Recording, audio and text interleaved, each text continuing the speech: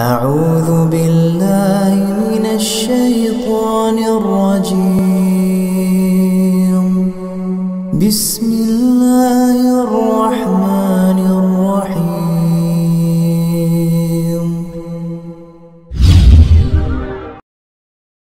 رحمة الله وبركاته. إن الحمد لله نحمده ونستعينه ونستغفره ونعوذ بالله من شرور أنفسنا وسيئات أعمالنا من يهده الله فلا مضل له ومن يضلل فلا هادي له أشهد أن لا إله إلا الله وحده لا شريك له وأشهد أن محمدا عبده ورسوله اللهم صل وسلم على نبينا محمد وعلى آله وصحبه أجمعين أما بعد. Ma'asyiral muslimin wal muslimat yang senantiasa dirahmati oleh Allah Subhanahu wa taala, akan kita lanjutkan kajian kita berkenaan dengan akidah, memahami asma dan sifatnya Allah Subhanahu wa taala. Penjelasan untuk kali ini bahwasanya orang ahli surga akan melihat Allah dan akan bertemu dengan Allah Subhanahu wa taala. Dan ini keyakinan yang harus kita yakini sebagai seorang ahli sunnah wal jamaah. Dan ini ditolak oleh kelompok Jahmiyah atau kelompok Mu'tazilah. Berkata Al-Imam Kharab bin Ismail Al-Kirmani rahimahullah ta'ala, yazurunahu fayukrimuhum, maka orang-orang yang mukmin akan mengunjungi Allah, maknanya akan berhadapan dengan Allah, maka Allah memuliakan hambanya yang beriman. Dan inilah bagaimana kita harus beramal sesuai dengan sunnah dan ikhlas agar kita bisa bertemu dengan Allah, karena itu puncaknya nikmat. Wa yatajalla lahum, maka Allah akan menampakkan dirinya kepada mereka, kepada orang yang ahli surga. Dan ini janji Allah Subhanahu wa taala. Tapi orang musyrik, orang kafir tidak diperlihatkan oleh Allah taala dirinya kepada mereka. Fayu'tihim, maka Allah memberi apa yang menjadi permintaan hambanya yang beriman.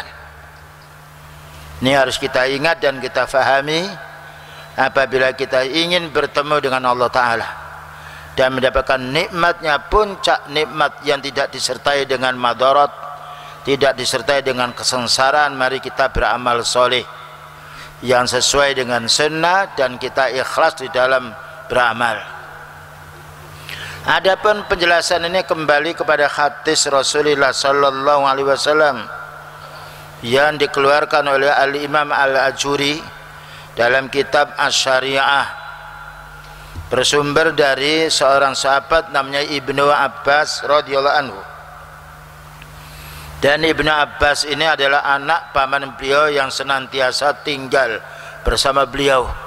Bahkan ada doa khusus dari beliau kepada Ibnu Abbas ini, Allahumma faqihu fiddin wa 'allimhu ta'wil. Ya Allah, berilah pemahaman agama Ibnu Abbas ini dan ajarilah penafsir atau tafsir. Anin Nabi sallallahu alaihi wasallam, dari Nabi sallallahu alaihi wasallam, qala, maka beliau bersabda, inna ahlal jannati yarawna rabbahum azza wa jalla. Sesungguhnya ahli surga akan melihat Rabbnya, akan melihat penciptanya, yaitu akan melihat Allah Ta'ala fi kulli yaumi jum'atin, setiap hari Jum'ah. Hari Jum'ahnya bukan hari Jum'ah di dunia, hari Jum'ah di kiamat. Fi rimalil kafuri, di dalam yaitu padang pasir. Padang pasirnya di surga lain dengan di dunia.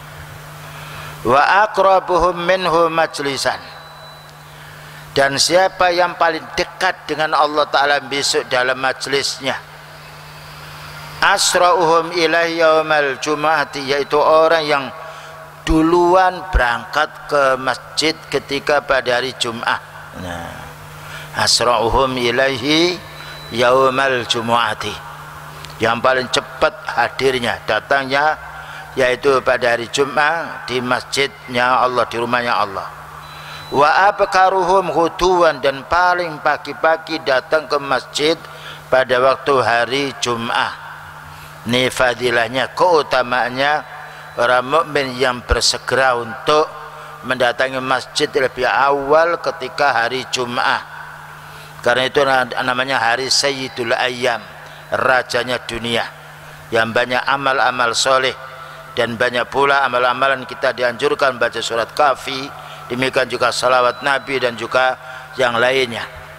Inilah kabar gembira yang Rasulullah SAW beritahukan kepada umatnya, kepada kita. Siapa yang ingin berjumpa dengan Allah Ta'ala besok pada hari kiamat, maka hendaknya ketika berangkat ke masjid lebih awal, khususnya pada hari Jum'ah. Asra'uhum wa abkaruhum hutuwah. Dalam hadisnya yang diriwayatkan oleh Al-Imam Darimi, wa jaa an Anasin radhiyallahu anhu fi hadisin tawil, hadisnya panjang sekali namun diringkas di sini. Qala an-nabiy sallallahu alaihi wasallam, inna rabbaka azza wa jalla ittakhadha fil jannati wadiyan aifah. Sesungguhnya Rabbmu, yaitu Allah Ta'ala, telah menjadikan di surga ini ada namanya lembah, namanya Aifah bin miskin abyadah, yang mana lembah itu harunya seperti minyak misik yang berwarna putih. Keindahan di surga. Fa idza kana yaumul jum'ah, maka apabila ada hari Jum'ah, nazala tabaraka wa ta'ala min illiyin ala kursihi, maka Allah Ta'ala turun dari atas itu ke kursinya. Cuma turunnya kita tidak tahu, kita hanya dikabari. Melihat saja Allah Ta'ala belum pernah kita di dunia, dan karena tidak ada yang mampu melihat Allah di permukaan dunia. Nah, maka setiap hari Jumat maka Allah Ta'ala turun dari tempat yang tinggi ke kursinya, sedangkan kursinya itu melebihi daripada luasnya bumi dan langit. Wasi'a kursiyus samawati wal ard. Summa haffal kursiyah bimana biramin nur. Kemudian Allah Ta'ala mengelilingi kursi ini dengan yaitu manabir. Manabir maknanya mimbar-mimbar yang bercahaya. Summa ja'an nabiyuna, kemudian datanglah para nabi. Hatta yajlisu 'alaiha, sehingga duduk mereka itu di sekeliling kursi ini. Summa khaffal manabira bi karasin min dhahabin, kemudian Allah Ta'ala mengelilingi mimbar-mimbar itu dengan kursi yang dari emas. Summa ja'a siddiqiyun, kemudian datanglah para sahabat yang jujur, wasyuhada, dan orang-orang yang mati syahid di dalam peperangan. Hatta yajlisu 'alaiha, sehingga duduk yaitu di atas kursi-kursi tadi. Summa yaji'u ahlul jannah, kemudian datanglah ahli surga secara umum. Yang datang dulu adalah para anbiya, kemudian para sahabatnya, karena orang paling mulia setelah para sahabat, setelah nabi adalah para sahabatnya. Kemudian ahli jannah. Hatta yajlisu 'alal kasibi, sehingga duduk orang di surga itu di bukit pasir. Summa yatajalla lahum rabbuhum, kemudian Allah menampakkan dirinya kepada para nabi, para sahabat, dan juga orang-orang yang beriman yang ahli surga. Fayanduruna ila wajhihi, maka orang-orang beriman yang melihat Allah Ta'ala dengan wajahnya. Nah, melihatnya Allah Ta'ala. Wa hadza makhillu karamati, dan katanya Allah Ta'ala, dan inilah tempat kemuliaanku. inilah kemuliaanku. Maka Allah Ta'ala memperlihatkan dirinya kepada orang ahli surga, di antaranya para anbiya, para sahabat, orang mati syahid, dan juga orang mukmin yang berhak untuk masuk surga. Kemudian apa katanya? Wa huwa yaqul, lalu Allah Ta'ala berbicara di hadapan hambanya beriman ini, annalladzi sadaqtukum wa'di, saya yang menjanjikan kepadamu, ini janji yang benar. Karena Allah Ta'ala menjanjikan hamba yang beriman masuk surga, dan juga dijanjikan orang yang ikhlas ketika beramal, lilladzina ahsanul husna wa ziyadah. Itu ayat Al-Quran. Untuk orang-orang yang baik amalnya, yang baik hatinya, yang ikhlas dia beribadah, akan mendapatkan surga dan ziyadah, maknanya ru'yatullah, melihat Allah. Nikmatnya orang yang beriman. Cuma sekarang kita belum bisa merasakan, karena kita masih ilmul yakin. Tapi nanti kalau hakul yakin sudah tiba saatnya, hari pembalasan amal, banyak manusia yang menyesal. Kenapa kami tidak memperbanyak amal kami? Kenapa setiap orang meninggal dunia menyesal? Menyesalnya orang mukmin karena kurang amalnya, menyesалnya orang kafir karena dia kufur. Wa atmamtu alaikum nikmati, katanya Allah Ta'ala, aku sempurnakan nikmat untukmu. Dan tidak ada nikmat yang paling sempurna kecuali nikmat di surga. Karena nikmat surga itu 99 kenikmatan untuk surga. Sedangkan nikmat satu ini dibagi untuk seluruh alam ini, manusianya dan juga hewannya, makhluk yang lain. Satu dibagi sekian banyak makhluk, 99-nya untuk ahli surga. Fayas'alunahu ridha, maka mereka memohon kepada Allah Ta'ala kegembiraan, kesenangan, keridhaannya. Fayaqulu, apa katanya Allah Ta'ala? Ridha ya ahallakum dari, keridhaanku kepadamu hai hambaku yang beriman, aku halalkan kamu menempati rumahku, yaitu surga. Wa ana lakum karamati, dan aku muliakan diri kalian semuanya. Fasaluni, silahkan kalian minta kepadaku. Fayas'alunahu, maka ahli surga minta apa yang diingini. Hatta tantahya raghbatuhum, sehingga habis apa yang menjadi keinginan mereka. Minta ini diberi, minta ini diberi, tidak ada yang permintaan yang tidak dikabulkan oleh Allah Ta'ala. Kalau kita di dunia belum tentu dikabulkan semuanya, dan karena kenikmatan dunia sedikit, kita dikasih banyak, yang kita pakai hanya sedikit. Fayaftahu lahum inda dzalika, maka dibuka oleh Allah Ta'ala setelah permintaan mereka yang sekian banyaknya, sehingga mereka kehabisan untuk bertanya, untuk berminta, karena semua yang diminta dikabulkan oleh Allah. Mala ainun ra'at, dibukakan kenikmatan yang mana tidak terlintas sebelumnya oleh pandangan orang yang ahli surga itu. Walau udhunun sami'at, dan belum pernah didengarkan nikmat ini sebelumnya.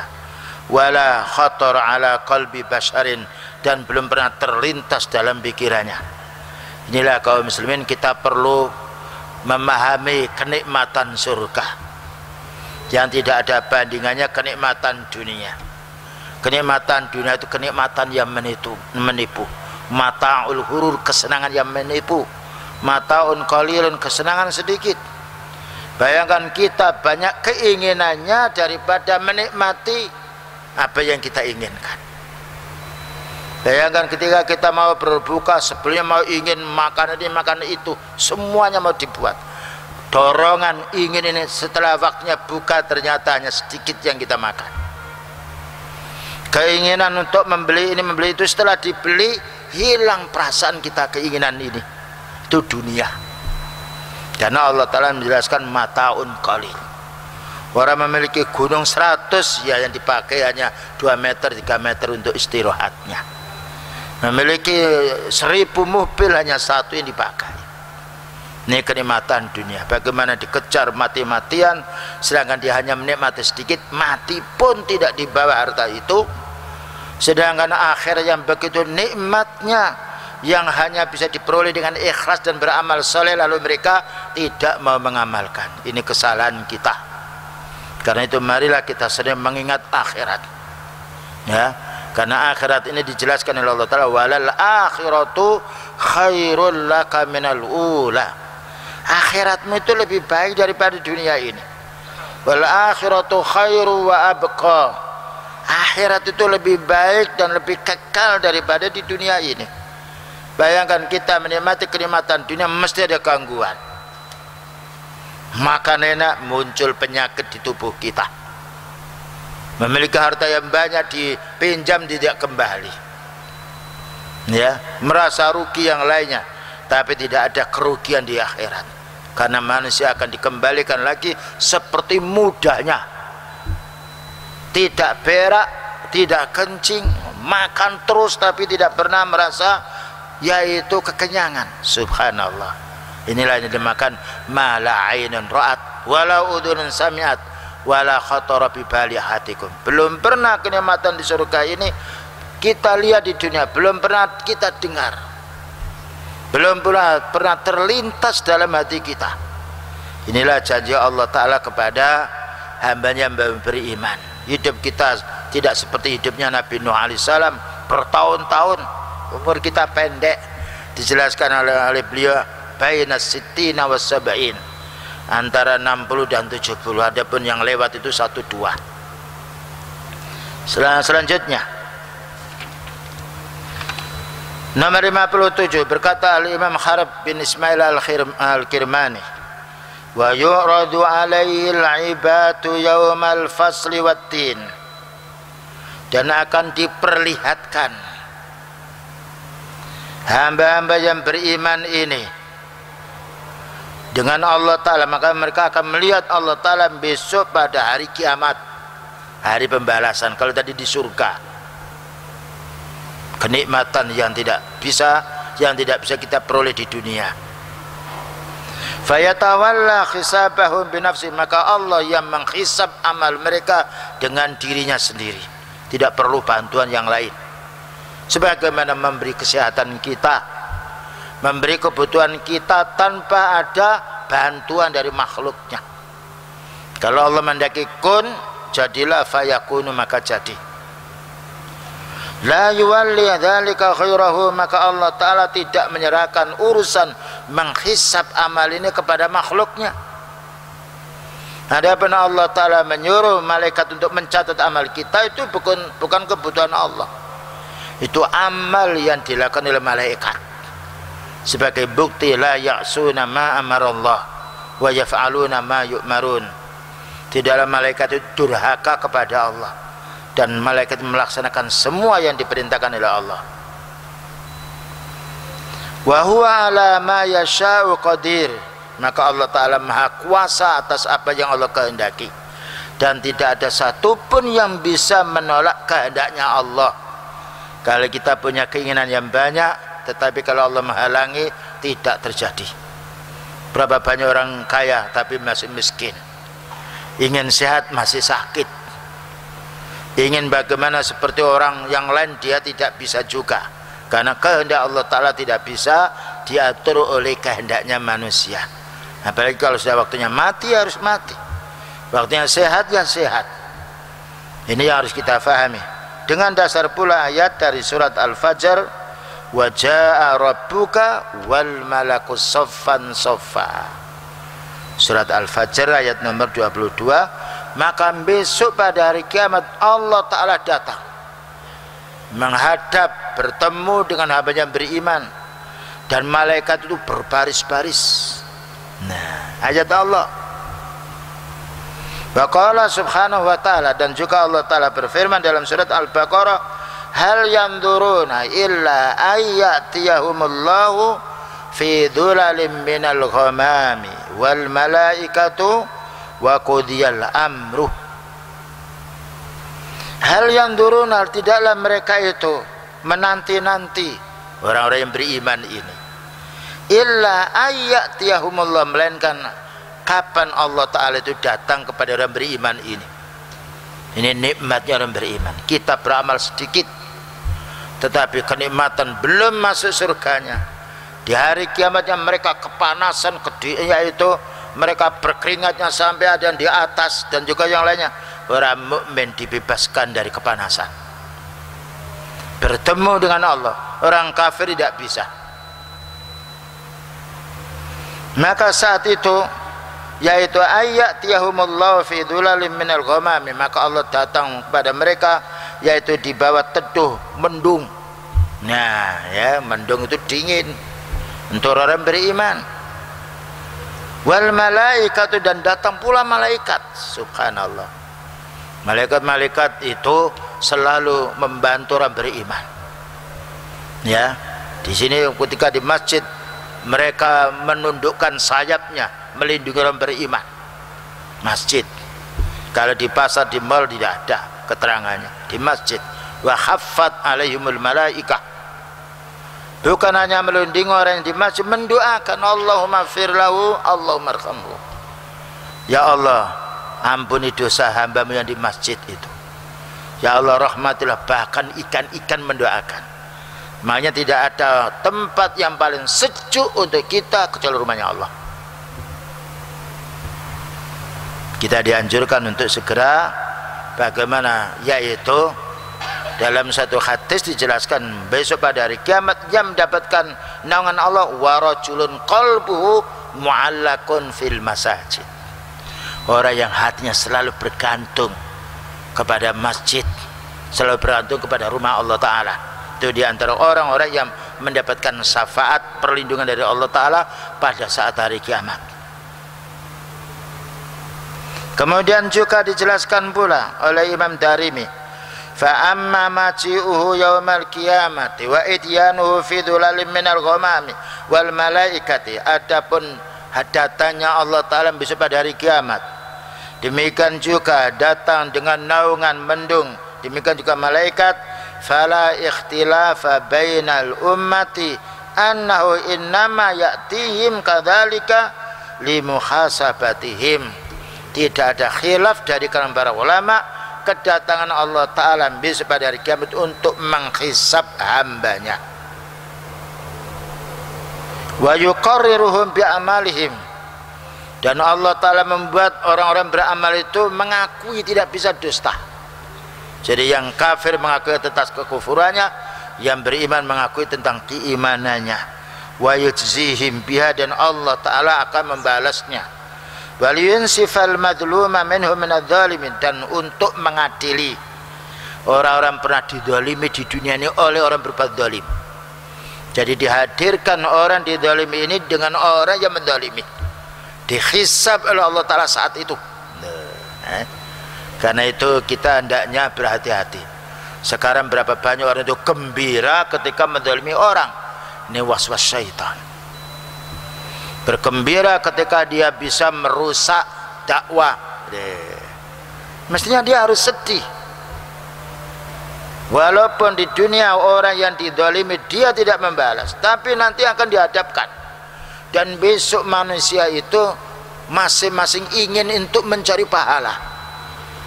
Ya, bagaimana dia mendapatkan balas sebab dizalimi oleh orang lain, maka dia mengambil pahalanya orang menzalimi atas izin Allah Ta'ala.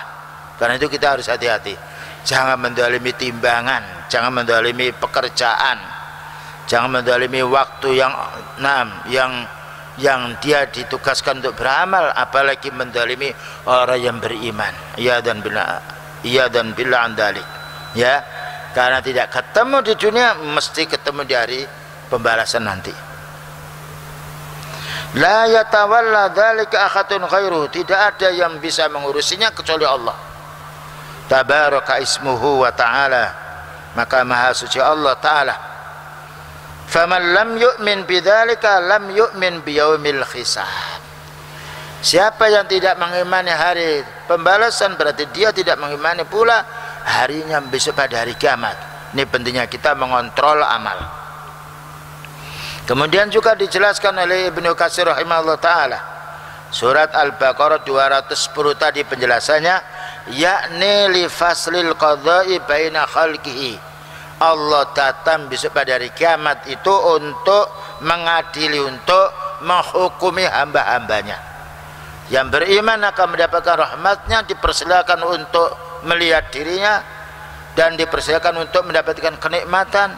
Yang kufur mendapatkan siksaannya. Na'udzubillah min dzalik. Kemudian juga dijelaskan pula di dalam hadis Bukhari wa Muslim, pentingnya kita mengimani hari pembalasan ini, bahwa kita akan berhadapan dengan Allah dan akan dihisab amal kita. Bukan dihisab takdir kita, tapi amal, karena amal itu perbuatan kita. Dalam satu hadis yang dibawakan oleh Abi Hurairah radhiyallahu anhu qala, anin Nabi sallallahu alaihi wasallam fadzakara ru'ya wa maji'ar Rabbi tabaraka wa ta'ala was-sirat.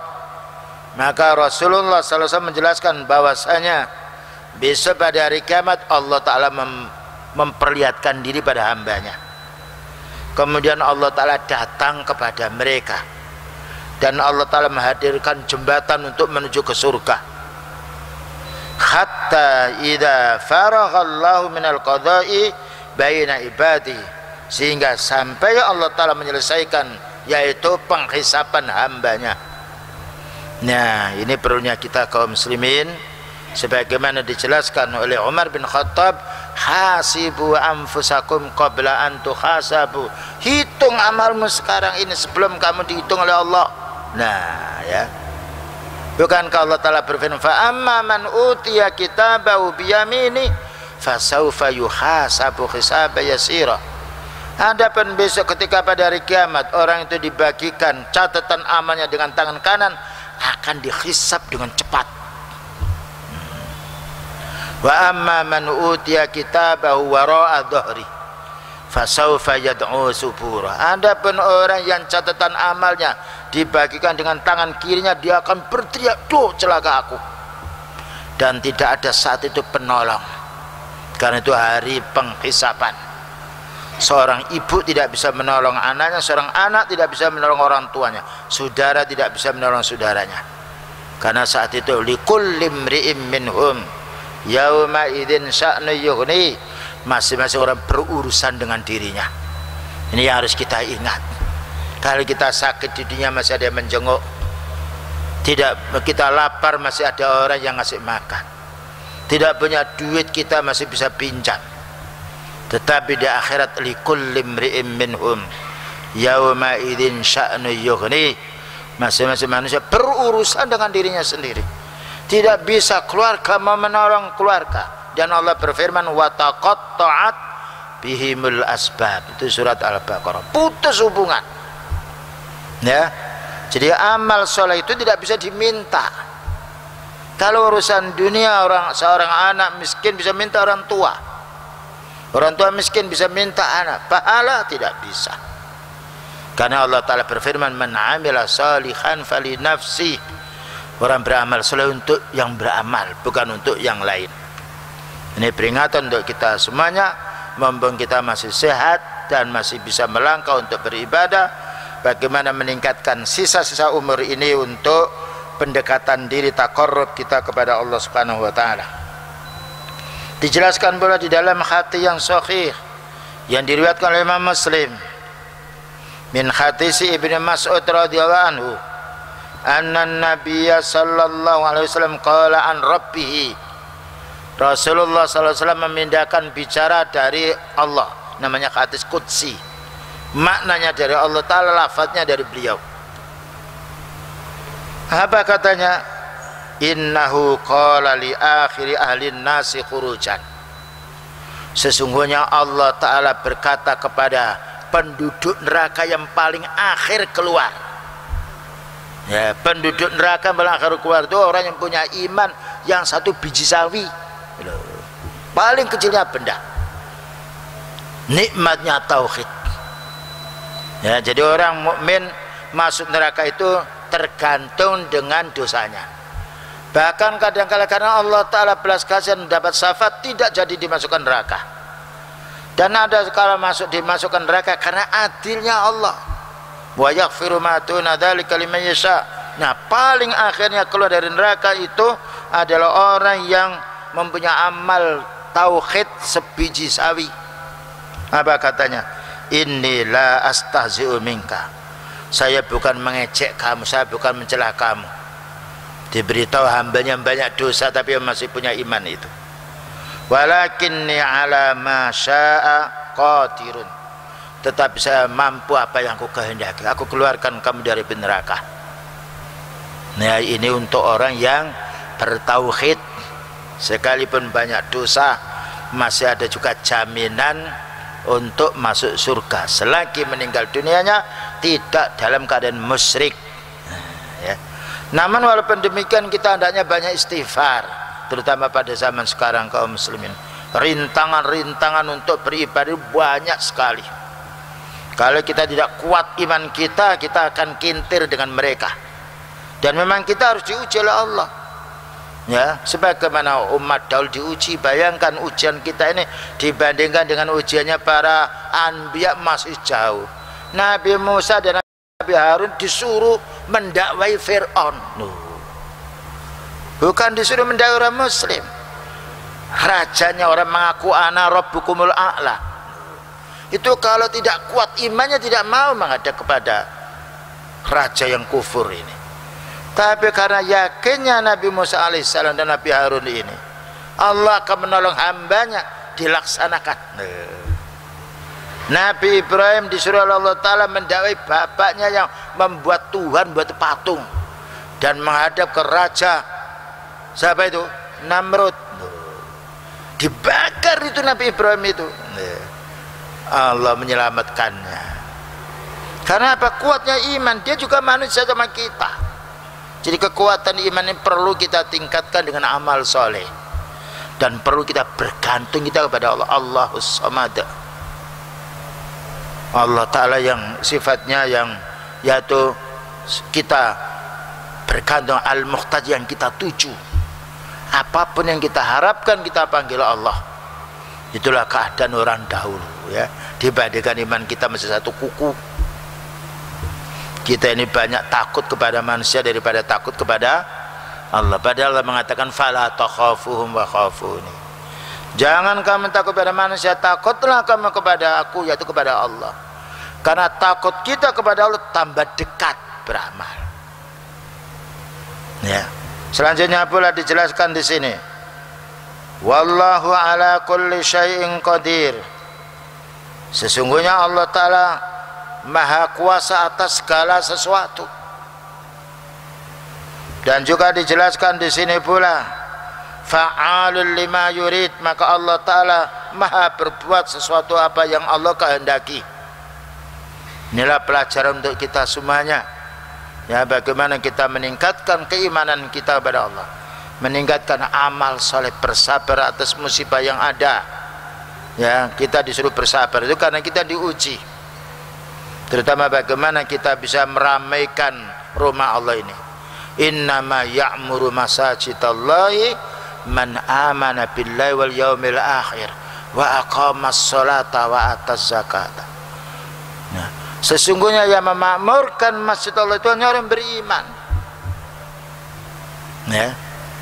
Dan orang yang meyakini adanya hari pembalasan amal besok hari kiamat. Innama ya'muru masajidallahi man amana billahi wal yaumil akhir wa aqamas sholat, dan mendirikan sholat, wa ataz zakata, dan juga menunaikan zakat. Ini tanda-tanda orang yang memakmurkan masjidnya Allah. Beda dengan orang musyrik. Maka lil musyrikina ay ya'muru masajidallah syahidina ala anfusihim bil kufri. Tidak layak orang musyrik itu memakmurkan masjid Allah, karena dalam hatinya mereka sudah kufur. Nah, ini harus kita pahami.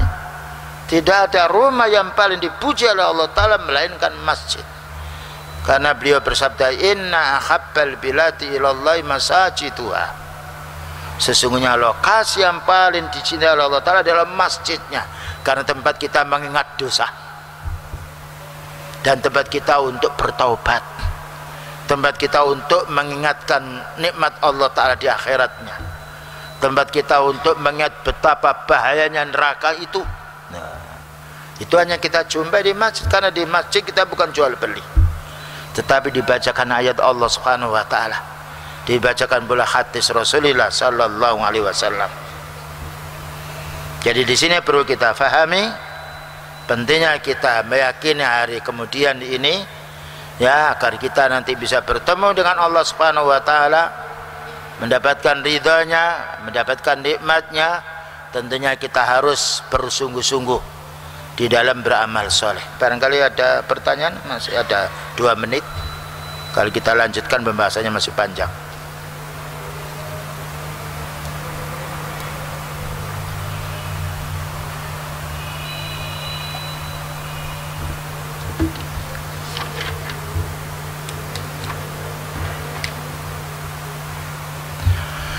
Baik, saya rasa cukup dan kita tutup. Subhanakallahumma bihamdika asyhadu an la ilaha illa anta astaghfiruka wa atubu ilaik.